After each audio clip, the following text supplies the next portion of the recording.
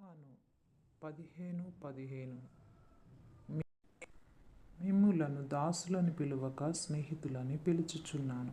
కొంతకాలం క్రిందట జర్మనీకి చెందిన ఒక ప్రొఫెసర్ గారు ఉండేవారు. ఆయన జీవితం ఆయన విద్యార్థులకి చాలా ఆశ్చర్యం కలిగించేది. కొందరు ఆయన జీవిత రహస్యమేమిటో తెలుసుకోవాలని నిశ్చయించుకున్నారు. అందుకని వాళ్లలో ఒకడు, ప్రొఫెసర్ గారు సాధారణంగా తన సాయం సమయాలు గడిపే గదిలో ఒకచోట కనిపించకుండా దాక్కున్నాడు. ప్రొఫెసర్ గారు కాస్తంత ఆలస్యంగా ఇల్లు చేరుకున్నాడు. చాలా అలసిపోయినట్టున్నాడు. కానీ ఒకచోట కూర్చుని 1 గంటసేపు బైబిల్ చదువుకుంటూ గడిపాడు. తర్వాత తన తలను వంచి కొంతసేపు రహస్య ప్రార్థన చేసుకున్నాడు. బైబిల్ను మూసేసి ఎవరితోనో మాట్లాడుతున్నట్లు ఇలా అన్నాడు: ప్రభువైన యేసు, ఇప్పుడు మళ్ళీ మన ఇద్దరి మధ్య అంతా చక్కబడిపోయింది కదా, ఇంకేం గొడవలు లేవు కదా అని.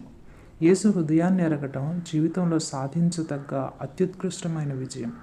ప్రతి క్రైస్తవుడు ఎంత కష్టమైనప్పటికీ తనకి క్రీస్తుకి మధ్య వివాదాలు ఏం లేకుండా చూసుకోవాలి.